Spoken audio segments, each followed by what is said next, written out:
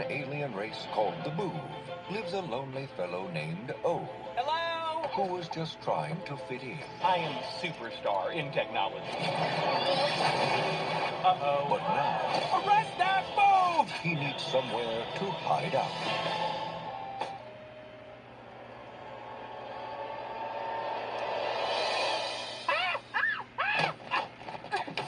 Can I come into the out now? No. But I can. You are just having to take away the piece of wood. This March, My friends call me Tip. I am O. Oh? I has been given this name by my many, many friends. Good morning. Hi, guys. Hello. from DreamWorks Animation. What did you do to my car? It should hover much better now. Your vehicle is infested. He's my pet. Now he is vibrating. Is he going to explode? He's on the run. Why are they after you? I has made a few mistakes. Oops. He's in over his head. What is happening to my body? Go dancing. Boov do not dancing. I can tell. How long before this kills me? And he's looking for a place to crash. You are a terrible driver. From the creators of The Cruise and How to Train Your Dragon. Did you really think you could escape? They're here to destroy the planet. We're not giving up. Let's go. He's changing her planet. Initiating self-destruct. No. She's changing his world. Among Boov, I do not fit in. Nobody's perfect. Your mistakes are what make you human. Okay, pee break. Ooh, I too has to break pee. Do not eat the blue mints! Thankfully, there is a large bowl of lemonade. Do not drink the lemonade! DreamWorks Home. Shake that thing, miss. Can I shake that thing, miss? Annabella, shake that thing, yeah. Da. Get jiggy, get drunk up, percolate. Anything you want, forgot it, oscillate it if I don't take pity. Oh no! My hands are in the air like I just do not care. Shake that thing, miss. Can I shake that thing? Hello, and welcome to another episode of Time About the Movies. Today we are taking a look at the 4 films that make up March 27th, 2015. March has not been a good month for us in 2015. The best movie we had the entire month probably was Cinderella, and every other week it's been mostly films that were terrible. A lot of the year's worst movies came out this month. A couple of movies that were actually not that bad that people hated. And yeah, this weekend in particular, there was 2 big new releases coming out that I was expecting a lot from. And boy, were they massive disappointments. So let's start off with the least bad of the 2, and that is DreamWorks Home. And as you saw from that trailer there, you have a little bit of the good and a lot of the bad in that trailer in particular. But we'll touch on that as we go along here. In this movie, Jim Parsons plays O, a lovable misfit from another planet who got that name because anytime he says hello, everyone's just like, oh, like, that's funny. That's a funny little gag right there.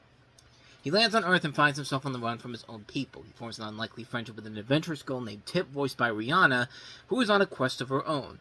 Through a series of comic adventures with Tip, Owen comes to understand that being different and making mistakes is all part of being human, all while he changes her planet as she changes his world. They discover the true meaning of the word home. And I'll just say this right off the bat, this is definitely the better Rihanna voiceover in a movie than Smurfette and Smurfs. I mean, Rihanna at least sounds like the person that she's supposed to be playing here. Her playing Smurfette, just like, do those two voices really sound the same?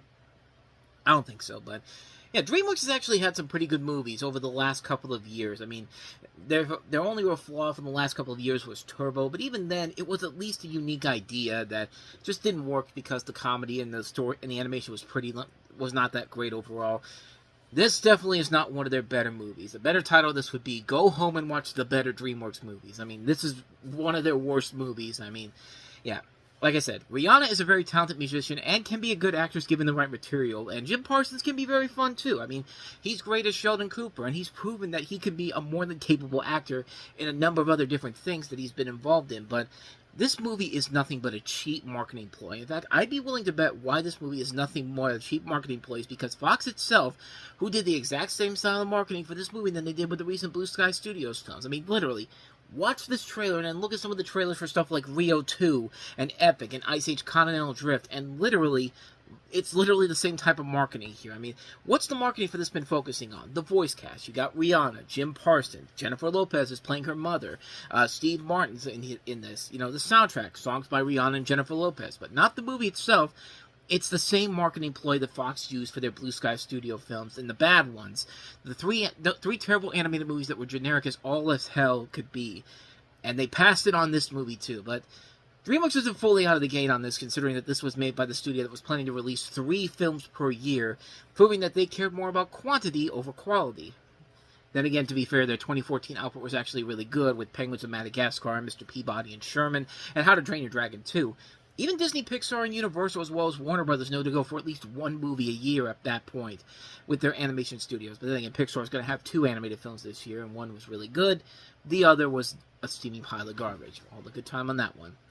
So what is it about the movie that I really don't like about it? Well, for one thing, it's Rihanna just being Rihanna, and Jim Parsons being Sheldon Cooper as an alien. Not only that, we've got Jennifer Lopez essentially playing herself, and Steve Martin being the carbon copy asshole leader here. More on that a little bit later, but the point I'm trying to get across is that nobody is really trying anything with these roles whatsoever. It's literally like watching Shark Tale again. The worst DreamWorks animated film ever made. You just have Will Smith playing Will Smith, Renee Zellweger playing Renee Zellweger, Angelina Jolie playing Angelina Jolie, Jack Black playing Jack Black, and Robert De Niro playing Robert De Niro. We've seen the cast play their roles better, and they are offering nothing new to these characters whatsoever. Like the year before, you had Ty Burrell as Mr. Peabody, and I'm seeing him playing a different character than I'm used to seeing him in. Or just in the last movie that DreamWorks did, Penguins of Madagascar, I didn't see John Malkovich playing himself as the villain. He was an over-the-top, cartoonishly evil villain that was very intentional. The puns he gave in those movies, in that movie alone, proved that. And for DreamWorks to stoop this low, to a low that Blue Sky was at this point, it's painful to watch. And it was painful to watch at many points in this. More so, most of the film's focused as many of the Boov. Dear Lord, that sounds like something a 5-year-old would come up with. The Boov. Hating on O because simply and effectively, he's annoying and he makes mistakes. And also the Boov are best at running away, and they feel that everybody would be much happier being abducted and taken to Australia. I mean, this is based on a book by Adam Rex called The True Meaning of Smeek Day, and judging by that plot, they only took key elements of that film to make a movie of it work. And as in the book, the Boov sent everybody to Florida, while in the movie they were being sent to Australia, and the alien is given the name J-Lo instead of O. So a little bit of a mix of a good thing or a bad thing. But the biggest point of the argument I'm trying to make here is that they have no reason to hate O whatsoever. Because everybody makes mistakes. Everybody, even the aliens, make mistakes, such as when they're trying to steer away from O and end up crashing into an elevator of faulty technology where their devices have a send to all feature next to a send button on emails, which makes no sense whatsoever. And the one character you really hate the most is the captain, played by Steve Martin. And Steve Martin is a very funny guy. Nothing bad about him whatsoever, but he's not immune to really bad roles in here. And he's just given a really bad role in this movie. Like, it's just him playing a dumb, half-wit leader who does nothing except proclaim how much better he is at everybody, and basically starts whatever kind of wars you want because, he's the leader of this group. He can do whatever he wants to. Boy, this sounds very familiar to what's happening now in the world, but keep that aside. There's one scene in particular where he just calls him out because he makes mistakes. Not just calls him out, but flats out insults him with one stupid argument after another, and that's it. They don't ever give Odo a chance to defend himself because he has to prove how much of a leader he is. Like, it's one of the dumbest things ever, man. Like, again, very much like today's world that we're living in right now, but he's very much worse than the master of Lake Town and Alfred from the Hobbit movies in terms of annoyance and how easily he gets away with the shit he does. This is such a predictable story and so paint by the numbers. They don't even try to do anything new or different with it. You have every cliche storyline they go for, and they do it in the most predictable and cheesiest way possible. The biggest problem with the film overall is that it's the literal definition of pandering down to the kids, because it's a movie that copies from other kids' films, such as having characters doing stupid dance scenes at the end, like what Shrek did, passing off the Boov as characters similar to the Minions in Despicable Me, trying to make the cat, who for some reason is named Pig, one of the more memorable characters, like in many Disney movies, because the comic relief usually is more memorable than the main characters, and having Rihanna and Jennifer Lopez singing the songs to the soundtrack, just like how Phil Collins did it in Tarzan and Brother Bear, and even lazier when the bad guys in the film actually turn out to be cute characters, just like in Chicken Little. When you have to rip off Disney's worst animated movies, you have fucked up big time. And I know I'm being way too harsh on this because I expect better from DreamWorks Animation. This is nothing but a cheap, poorly made marketing ploy with no thought or effort put into it whatsoever. The characters are stock, the story is weak, the comedy is lazy, there is just nothing of interest here whatsoever. Yeah, little kids will get a kick out of it, it appeals to them, but there are much better movies out there for the kids to see besides this. I mean, this is just pathetic. I mean, this is right up there with some of the worst animated movies done by a major studio. I mean, this is right up there with stuff like Rio 2, Epic, Ice Age 4, The Lorax, Cars 2. Yeah, this is the bottom of the barrel. This is one of the worst things I have ever seen from DreamWorks. And the good news is that it will get better when they put out their next movie, which will be Kung Fu Panda 3, but you still have a long way to go for that one. So this is their big magnum opus for the year, and man, it was a mess to sit through. It was torture to watch this movie again. I mean, I thought maybe as the time would go on, it would get better, but no, it's gotten worse. So, but like I said, it's the most tolerable compared to our next movie, which is the other big new release of the weekend, and that is Will Ferrell and Kevin Hart starring in Get Hard. It's a problem. Explain to my daughter why she has to go to school in the gangbanging school district. Why do you want me to get murdered? Murder. They sending you to San Quentin? Help me to not be someone's bitch. I could pay you. He thinks I went to prison. You are not exactly a thug. Bitch, don't walk away from me. What the hell did you say to me? I can stop. Get hard. We're gonna go get you some protection on the inside. Who the hell are you? I don't think they've ever seen a white person before. That is not the problem. Rated R. No, they're looking at you because you're trying to rip off a much better movie again, except this time, unlike the other movie you did, you're not getting away with it so easily here. So this is Get Hard. Will Ferrell stars alongside Kevin Hart. Will Ferrell plays a millionaire who's nailed for fraud and bound for San Quentin prison, and he turns to his Darnell Lewis, played by Kevin Hart, to prepare him to go behind bars. The problem is, Kevin Hart's never been in prison before, so yeah. First sign right there that you have a premise where Will Ferrell's going to somebody that he thinks has gone to jail before, and he's never done that. So there's warning sign number one. And the idea of Will Ferrell and Kevin Hart working together has a lot of potential to it, and for the most part, they are the strongest thing about the movie. They have good enough chemistry to work off each other to the point that they usually do have the best moments in the film. If the movie had been more focused on the humor between the two of them, I would have liked this movie more. The problem is, though, that is not the movie. And that's the only thing I could say about the film I actually like, because, my God, this movie was unbearable. Like, Home, I can understand why some people would like that movie, and mostly little kids will enjoy it, but this, there's no excuse for how bad this movie is. Let's start with the plot. Will Ferrell's character is charged with something he didn't do. He needs the help of Kevin Hart's character to survive in prison. He later finds out that his boss, played by Craig T. Nelson, is the one responsible for this whole thing again. I can't believe that Will Ferrell is ripping off Trading Places again. This is the second time in the last 3 years where Will Ferrell starred in a comedy that's very much Trading Places. The first one was The Campaign, which was much better and was a lot more creative with it.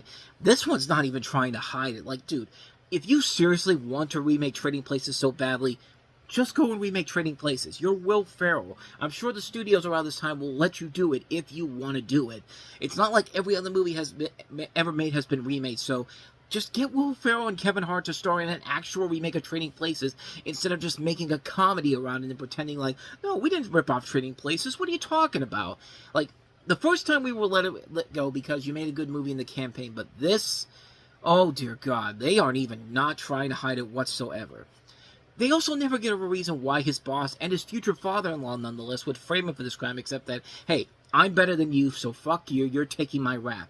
We can clearly see that Will Ferrell's character makes money for the company in an early scene where he makes $28 million a day, so why would you frame your best worker like this? In, once again, Trading Places as well as Fun with Dick and Jane, both Dan Aykroyd and Jim Carrey were good at their jobs, but at least the rich bosses they worked for had reasons for framing the people that they did.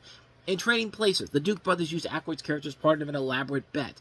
And in Fun with Dick and Jane, Alec Baldwin's character uses Carrey's character because he knows that he can't do shit to him because big business rules over. In the movie, there's no other excuse except that, no, your name came up on this piece of paper, so, surprise, you're taking my shit. I mean, Second, the cast in this movie is wasted, and I mean wasted. Will Ferrell and Kevin Hart have proven to be great comic talents over the years, and while they work well together and have a couple of funny lines, Will Ferrell's typical shtick gets so old so goddamn quickly. This does not change that much, especially when the film literally opens with Will Ferrell doing his now traditional crying scene in the movie, which I'm really starting to realize that it's not a good sign for any comedy when your opening scene is nothing but somebody crying. And I'm looking at the first episode of Mom, where you have Anna Faris. Literally, the first time we ever see this character is literally 5 minutes of her just bawling her tears for no particular reason, because they think crying over the toply is funny, and it's not. And that show was not that good. I'm sorry. I know there are Mom fans out there, but that show was fucking terrible, and a waste of Anna Faris and Allison Janney's characters overall. But at least Will Ferrell is trying, which is more than I could say for Alison Brie. And this is somebody who I've really loved, both for her comedic talents in the Community and the Lego Movie, and the fact that, yeah, she's a beautiful-looking woman. And yeah, there is definitely scenes where this movie looked like it was going places, because yeah, she's in this movie wearing sexy lingerie, and it's rated R. It's a raunchy comedy. You would think maybe she gets naked at some point, maybe something like a little bit of reminiscent of, you know, Margot Robbie in The Wolf of Wall Street. But no, she not only does not get naked in this, but the scene of her in lingerie is very early in the film, and she's not funny at all in this movie. She is the spoiled daughter of Craig T. Nelson's character, who's about to marry Will Ferrell's character, and she does nothing in this movie except try to be sexy by spouting out raunchy lines that don't make any sense whatsoever and being rich and pompous. Nothing funny is coming out of her mouth. We have physical proof that this woman can be very funny and is very good an actress, but my God, this movie is only a ploy to trick people into thinking that she's going to be in this sexy lingerie throughout the course of the movie. That means she probably gets naked, and no, none of that happens, and worst of all, they don't use her to be funny whatsoever. She is terrible in this movie. This is probably the worst thing I've ever seen her in, where she's trying to be funny, and it's not working. The same can also be said for Craig T. Nelson. What do I need to say about him? He's a great actor. I mean, he's been working for 3 decades up to this point when this movie was coming out. Coach, Parenthood. I mean, I don't need to tell you how great of an actor he is, but man, this movie, he is not even trying at all. Like, he is just, I mean, the problem is they're not giving him any good material to work with here. And if that wasn't bad enough for this movie, and I could just stop right there, if that was all that was wrong with this movie, you could probably already get the idea that, yeah, maybe you should avoid this movie. But no, it gets worse with the offensively bad racial and gay humor. I'm not even kidding. The attempts to try to be edgy and raunchy are so bad. They are literally on the same level as The Love Guru, and how stupid that is. Do you realize how low you have to sink to be able to rip off something on the levels of The Love Guru? Where do we begin? Let's start with the racial humor. The problem with the racial humor is that it's not written well at all, and it's because it's literally written by 3 white writers. And now, before anybody gets mad, let me explain myself. Anybody can write a person of a different race and make it work, but you need to have somebody who can write a person of a minority correctly.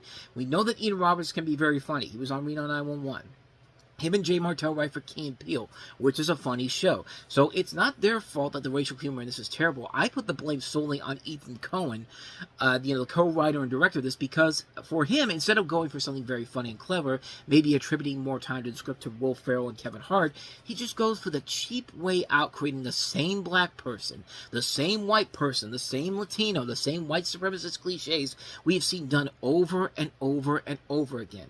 Now, you would think the black humor and the racial humor in this movie would be the ultimate thing to turn you against this film, but no, this movie can't just go down that route. No. That's nothing compared to the large amount of gay humor they throw in this movie. There's literally a scene in this movie where Kevin Hart tells Will Ferrell's character that he has to learn to suck dick, and takes him to a restaurant filled with nothing but gay people. And not just gay people, no. We're talking cliched gay people.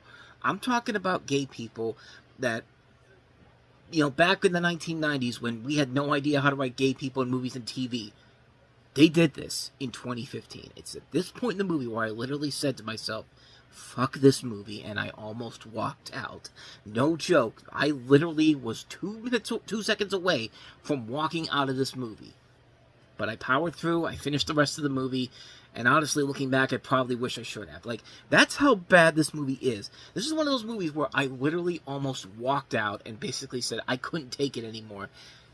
Because not only is it bad because it's just forced to the point where you're literally beating your head against the wall as it's playing for how stupid it is, but it's bad because no gay person acts like this. We're way past the point where this type of gay stereotype is acceptable to anyone anymore. This wasn't 1999. We have so many TV shows and movies that have written gay characters in both comedic, dramatic fashions, horror movies, you name it, much better than this pile of shit. This right here is inexcusable, and the filmmakers who made this should be ashamed of themselves for reducing this themselves to such a ridiculous low. I mean, I could go on forever and ever talking about how bad this movie is, because it's bad. This movie is a waste of your time, it's a waste of comedy, it's a waste of great actors, the potential this has. There is so much more that you could be doing with your life than watching this movie. There was so much more that could have been done that would have made this a great movie, but no, they took the half-assed approach and made a steaming pile of shit. I hate this movie so much. This is one of the worst movies I saw in 2015. This is one of the worst comedies I've ever seen in my entire life. This might very well be the worst comedy I have seen since The Love Guru. That's how bad Get Hard is. So yeah, that's Get Hard. And again, I could go on forever, but there's so much more. We've already spent a lot of time talking about not just the first movie, but the second movie too. We still got 2 more movies to look at here, so let's get away from the bad stuff. Let's get back to the somewhat good stuff. I mean, this is probably the best movie that we'll have this week. We have Ben Stiller starring in Noah Baumbach's latest film, While We're Young. The baby, what have you guys been doing? Tell us something fun. Oh, we met this interesting couple. What's the rumpus, rednecks? How old are they? 25, 26? 26, 27. They're children. 9 years ago, they couldn't vote. Their apartment is full of everything we once threw out, but it looks so good the way they have it. I love his shoes. I have some wingtips here somewhere. I stopped wearing them when I got shin splints. Being around them energizes you. What is that, a hoedown? Hip-hop. We're worried about you guys. What's with the hat? What? You're an old man with a hat. What's going on? Well, for one thing, these are people our own age. We're just 25. I mean, we were, but, you know. For the first time in my life, I stopped thinking of myself as a child imitating an adult. Feel that way, too?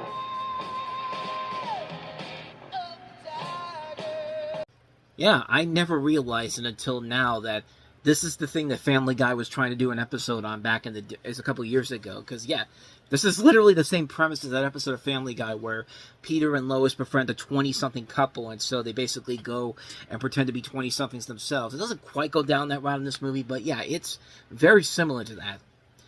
You have a New York City-based documentary filmmaker and his wife, Ben Stiller and Naomi Watts, as a couple in their 40s who develop a friendship with a couple in their 20s, played by Adam Driver and Amanda Seyfried.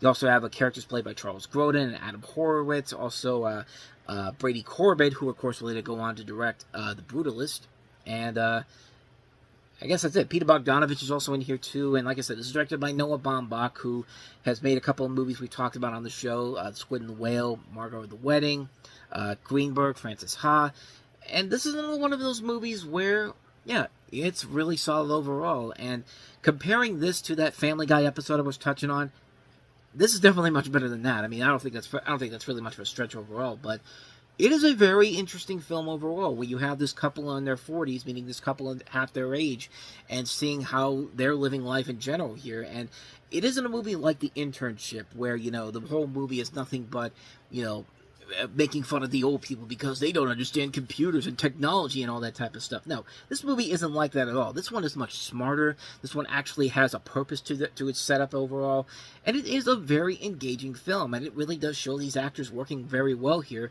And you get a sense of Adam Driver's potential as an actor. I mean, we already saw him in This Is Where I Leave You the year before, and we already knew him from his Working Girls. But this is one of those movies where it definitely shows his potential and range as an actor in general. And of course, he's going to have a big year at the end of the year with Star Wars The Force Awakens, but this was another one of those movies where, you know, you're seeing the example of a really good actor starting to build his repertoire in the years to come. And yeah, this is an outstanding film that doesn't really get the attention I think it deserves. It's a really good movie, and one I would recommend checking out if you haven't seen it. Definitely check it out, While We're Young.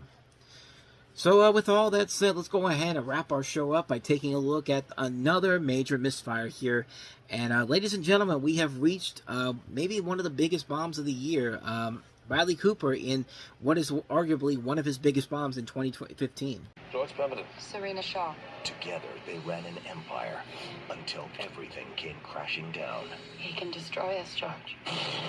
Our love began the day we met. Nothing that happened before even exists. Academy Award nominee Bradley Cooper. Our future, everything that we talked about, we will lose it. Academy Award winner Jennifer Lawrence. I love you so much. I can't lose you. You won't. Serena, rated R, iTunes and on demand, February 26th, in theaters March 27th. No. We're not in Aloha yet. No, we're still about 2 months away from that one. But yeah, people forget that this was another high-budgeted film with Bradley Cooper in 2015. That was a bomb overall. But trust me, Aloha is the one that is the bigger bomb than this film. But this one, yeah, this one's not a hit on any stretch of the imagination. But this is Serena. This is a film about a newlywed couple, George, played by Bradley Cooper, and Serena Pemberton, played by Jennifer Lawrence, who begin to build a timber empire in the North Carolina mountains in the 1920s. Serena soon proves herself to be equal to any man, overseeing loggers, hunting rattlesnakes, even saving a man's life in the wilderness. With power and influence now in their hands, the Pembertons refuse to let anyone stand in their way of their inflated love and ambitions.